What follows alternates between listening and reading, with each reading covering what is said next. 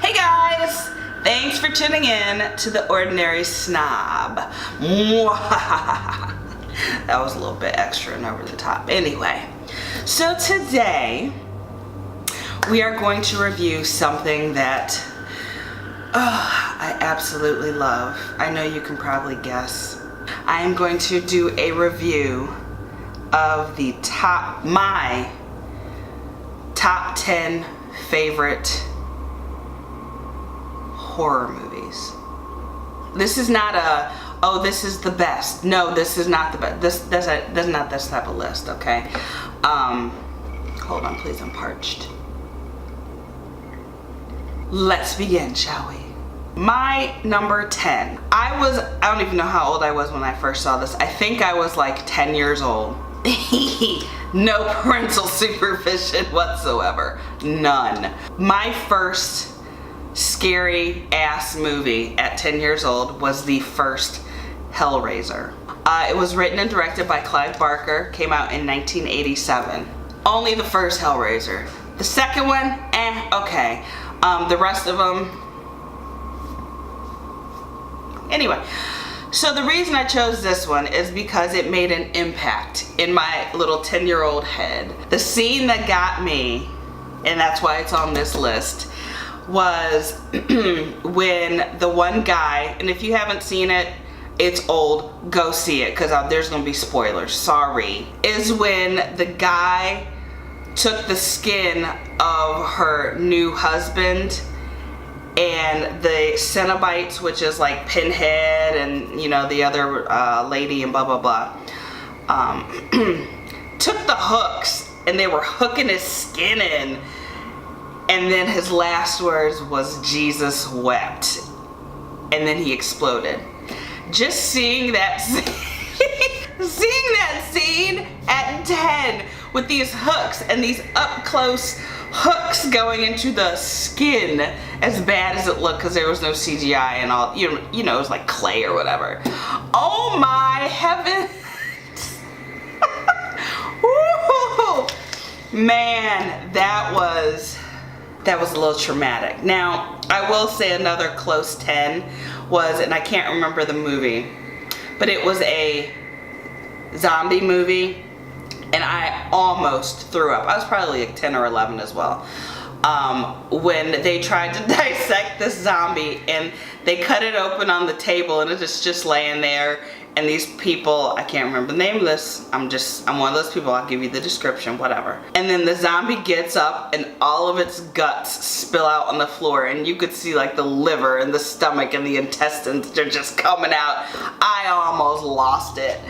But again, I was so young, I had no horror tolerance. But I didn't throw up. No, I didn't. My number 9. Now, you can laugh at me all you like. I don't really care. The director is, God, if I butcher this name, I'm so sorry. Fruit Chen. And the writer was Piqua Lee. It was a movie in a trilogy called Three Extremes. The one that I liked the most was called Dumplings. It was released in 2004. Now, Dumplings, I'm not gonna give this spoiler away because you can still see it and it's not that old. Dumplings, every time I like go and get like a dumpling from like a restaurant, Chinese restaurant or something, and I just look, I'm like, and you just have to see it. And it's not so much that it's horror or thriller, it's a nice balance and combo of both. I believe, what's that broad's name? Bai Ling, she's in it. Yeah, I said broad, what? I believe she's in it. She's not that great of an actress. But anywho, she's in it. So, hold on, parts again. My number 8, I really liked this movie. I really did. I thought it was different. It kind of made no sense toward the end, I guess, but it was still different. And that is a movie called High Tension. Came out in 2003. The director was Andre Aja. The writer was Andre Aja and Gregory Levasseur. It's a French horror movie. Some of the killing scenes were very creative.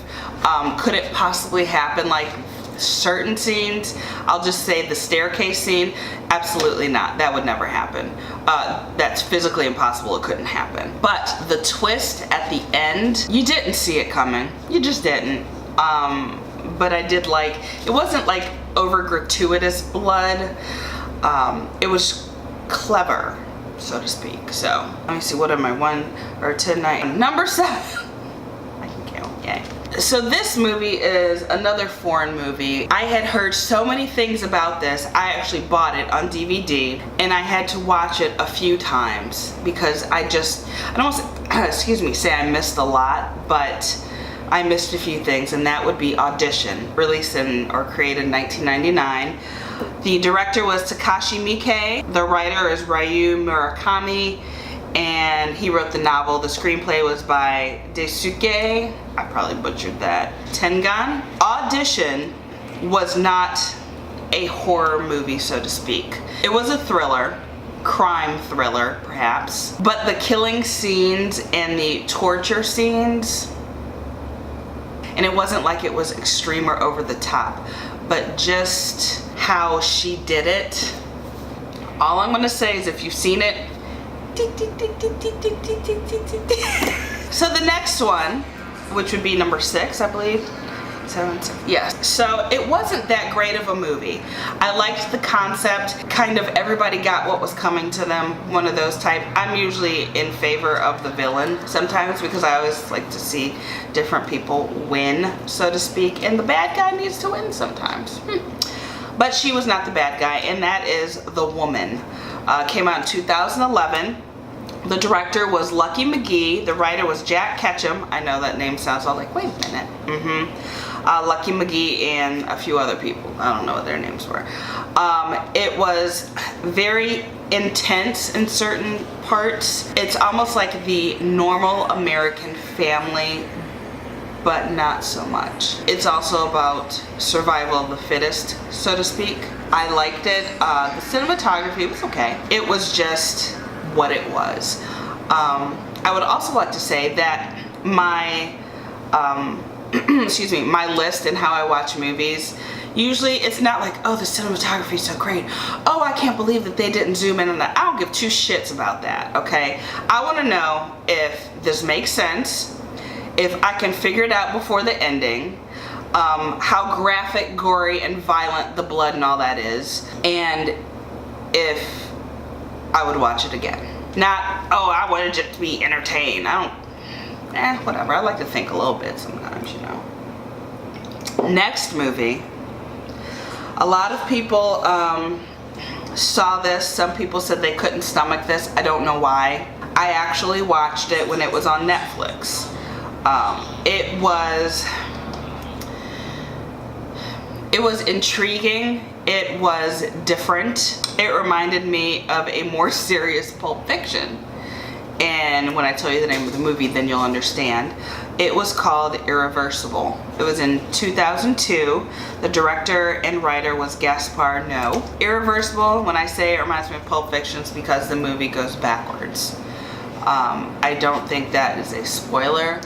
If it is, it was a very interesting movie. Some people say that the one scene, and you know the one scene, and I don't want to say the scene, but the one scene that Monica Bellucci is involved in, they were like, it just went on, and I couldn't watch it, and blah, blah, blah, and it is what it is, I guess.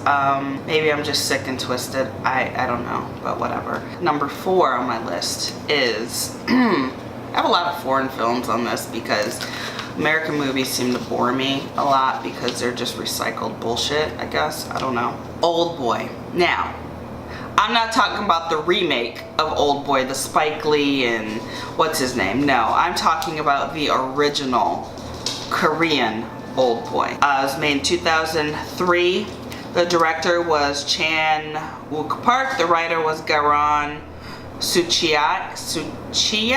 That movie, there's, if you saw the remake of Old Boy, that was nothing in comparison to the original. The original was, it brought you closer to each character. You saw the reason why. You see of what revenge will do to you if you have a shit ton of money. I mean, just, there were no words for this movie, and just the twists and turns. It's something you need to see. Now, I will say also, there are subtitles, so if you are not a subtitle person, but you really want to see this movie, do it on a time where you won't be aggravated to read subtitles. Otherwise, you're going to be aggravated, kind of pissed off, and you know, whatever. But anyhow, third top movie by Sakichi Sato, directed by Takashi Miike, and that would be Ichi the Killer. It was written in 2001. If you want to talk about gratuitous violence and unnecessary blood, this is the movie. He's like a sadomasochistic killer. And then there's henchmen involved, and somebody who has a fetish for violence and wants to find the killer, and maybe he'll kill him, you know, in one of the best ways. It's crazy. The Yakuza are involved. It's just a lot of blood. There's a lot of blood. A lot of violence. Love it. That's just me. The last two, my number 2 and number 1, I wanted to change the order several times. And the reason I kept number 2 at number 2, number 1 at number 1, was because the second one on the list that I have here is not so much a horror, but it's like a travesty and just a gross factor. And my number 1 is number 1 because it's not so much horror, it's more shock, and see how far the director or writer could go. So my number 2 is Salo, or 40 Days of Sodom. It was written in 1975. The director was Pier Paolo Pasolini. Same, he was the writer. In all fairness, the reason I watched, watched this movie, hold please. I watched this movie is because horror movies that came out like for the past couple years don't shock me anymore. Like, you see, Hostel is not on my list. When I saw Hostel in the theater, the entire theater was packed because people were like, oh, maybe this will be it. It's the best horror movie ever. There were scenes where I was the only fool in that theater that laughed out loud, and I'll tell you which scene it was. It was the scene where the Asian girl was getting her eye pulled out and the guy was heating it up, okay, if you remember this. And then, what's his name, Jay Hernandez, had to cut her eye because it was literally hanging. And when he cut it, this yellow goop comes out. It looked like hot mustard, right? I am the only one in the theater laughing. Why is this funny? It's not funny she got her eye cut out. It's the fact that if you know anything about, like, I guess, biology or whatever, because we all had to dissect, well, in my school we had to dissect sheep eyes, but whatever, I didn't do it, is that the fluids in your eyes and stuff are not hot mustard color. That's what I'm like, are you effing kidding me? Like, this is the shit you come up with? You couldn't have had no clear liquid just squirting out, or it had to be like goopy, thick, hot mustard. Like, that was just insane to me. So I laughed out loud, and like people looked at me like I was demented, but it's whatever. Anywho, Salo was just I think I touched on this. I was looking for movies to make me vomit, or almost wanting to vomit. This movie came that close. I was drinking a Diet Coke, and there were scenes in the movie where the one gentleman, and I will give you a brief touch on what this movie is about. It is about these high up officials, and they kidnap these kids from age like 12 to 17 or 18, and they take them for like 40 days, hence 40 Days of Sodom, and do all sorts of torturous, disgusting things. The one scene that almost got me was when the guy took a dump on the floor and told the girl, here's a spoon and you need to eat this. And she did it. Now, obviously, she's not eating shit. Even back in 1975, it was a prop, obviously. But this movie was so, I guess, controversial that people had to investigate because they thought that this movie was like real or happened or, you know, just whatever. You will also notice on here, and no, it's not my number one, is Cannibal Holocaust. I love horror movies. I will never watch and or support a horror movie that tortures and kills animals for real. That movie, they did kill a turtle, they killed a pig, they may have killed the monkey too. I will not ever watch that. Never. Never, never, never, never, never. You can tell me about it all you like, I will never watch it. So yeah, it didn't make the list. My number one movie that most people have no access to, I do. I gave it to my previous Hot Soup Challenge partner, Thon, aka Thong. It's called a Serbian film. Now, before you say anything, the director was Srđan Spasojevic and the writer was Srđan and Aleksandar Radijevic.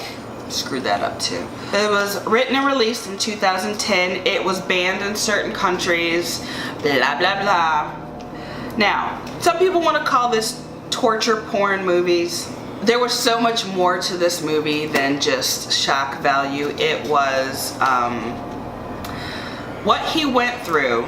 He had no idea what was going on. The last scenes, I'm not going to even mention what they were. If you have a chance to watch it, watch it. I have watched this movie probably 5 times, not because I enjoyed it. I mean, obviously I did. I thought it was an interesting movie, but it's because I missed a lot of things in the movie. So I was like, oh, did I miss that? I need to see this again, blah, blah, blah. There are no words for this movie. There are a lot of taboos in this movie. There were a lot of shock value. There was a lot of torturous things in this movie. I gave it to my one HR representative once to watch because she is just as sick and twisted as I am with movies. And the one scene that got her was not the one scene that got me. If you have a chance to watch this movie, if you can stomach torturous things, I suggest you watch it. Not because it was a great movie, but just to say, I watched a Serbian film and survived. I'm just saying. That is my top 10 list of my favorite horror gore movies. In the description below, if you want to leave yours, that's fine. Yes, I have seen, what is that dumbass movie? Something about murder, where these kids go and they film murders and so. I saw that. It was stupid. There was a baby in a toilet or some shit. I don't know. It was stupid. It was just plain stupid. I forgot the name of that movie though. If I think of it, I'll put it in there. If you have other suggestions, I will let you know if I've seen them, but these are my top 10 favorite. I have seen a lot of horror movies, so there's probably not one that I haven't seen that is actually, if it's good to me, I probably have seen it and it could be crap. I don't know. In your opinion, you may love it. Whatever. So, but anywho, thanks for tuning in to the Ordinary Snob, and I will see you next time.